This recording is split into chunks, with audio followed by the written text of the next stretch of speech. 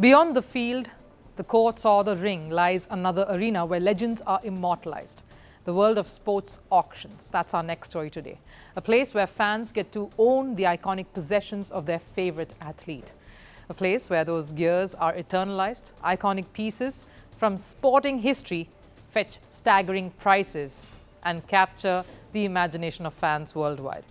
The concept of auctions alone have been on for centuries now, serving as a marketplace where items of value are bought and sold to the highest bidder. In sports, though, auctions gained prominence as fans sought to own a piece of their favorite athletes' legacies. Early this week, Formula One great Michael Schumacher's watches were sold for around $4.41 million at an auction house in Geneva. The set of 8 watches were put up for sale by Schumacher's family, and here's the thing, Schumacher has not been seen in public since suffering that severe head injury while skiing in 2013. So understandably, every Schumacher fan out there would want to have some piece of the legend.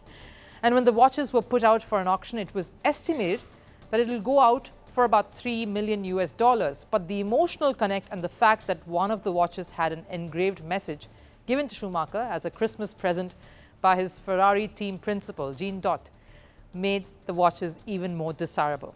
And if you think the price for the watches is high, I'll give you some more shocking numbers. Michael Jordan's NBA Finals Chicago Bulls jersey was sold for $10.1 million in 2022, a jersey that Jordan wore during his last NBA title victory. And there's more. Remember Maradona's Hand of God jersey? Maradona wore the famed Hand of God jersey in the quarterfinals of the 1986 Soccer World Cup. One goal was scored by Maradona's hand, unseen by the referee. And in the second one, Maradona evaded 6 defenders to score what many consider was the greatest goal of the 20th century. That same jersey was sold for $9.3 million in December 2022.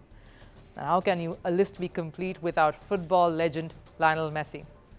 All of Messi's 6 jerseys that he wore during the 2022 World Cup campaign, the most memorable campaign for Argentina at a World Cup, was sold at a price of $7.8 million in 2023. And it includes trunks too. And speaking of trunks, Muhammad Ali's Thriller in Manila trunks went under the hammer once again by the new owner this year and was auctioned at a price of $6 million. And of course, his iconic belt from the 1976 fight against George Foreman was sold for $6.2 million. Whether it's Michael Jordan's game-worn sneakers, Muhammad Ali's championship belt, or Kobe Bryant's iconic jersey, sports auctions offer enthusiasts the opportunity to own a piece of history. But what drives the value of these items beyond their intrinsic worth? The value of sports memorabilia is driven by a combination of factors. These include the athlete's legacy, the significance of the item, and the condition that it's in. But it's not just the items themselves that garner the attention. It's the stories they tell and the emotions that they evoke in the fans. Owning a piece of sports history is like owning a piece of your own personal history. It's a way to connect with the athletes and moments that have shaped your lives. For example, Michael Jordan's sneakers from the flu game hold immense value because they symbolize his resilience and determination in the face of adversity.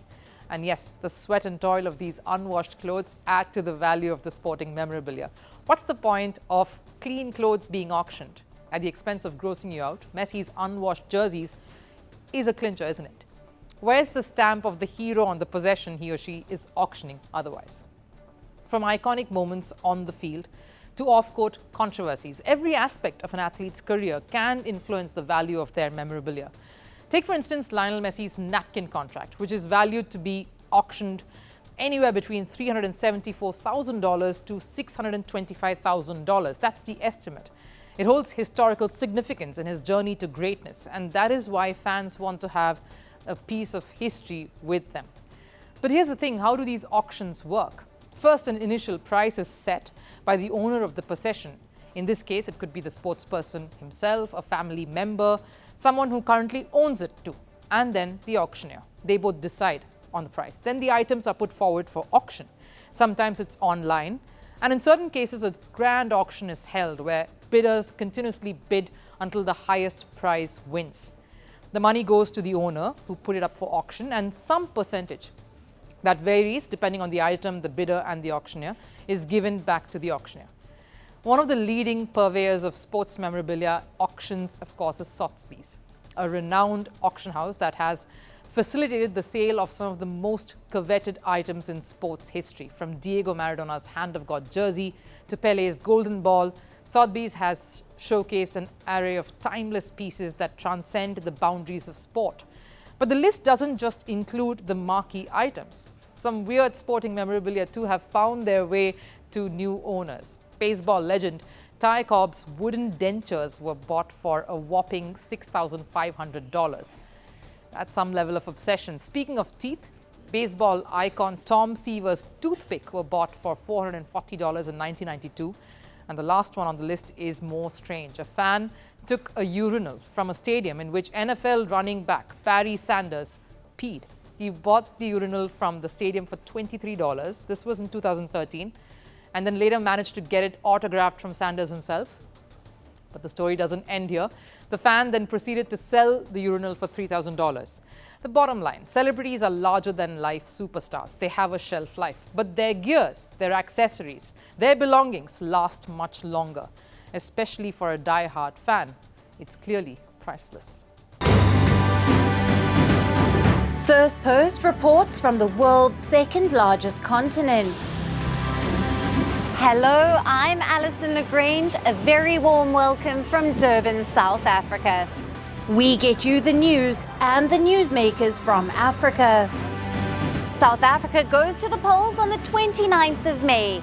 I will track the election and bring you ground reports.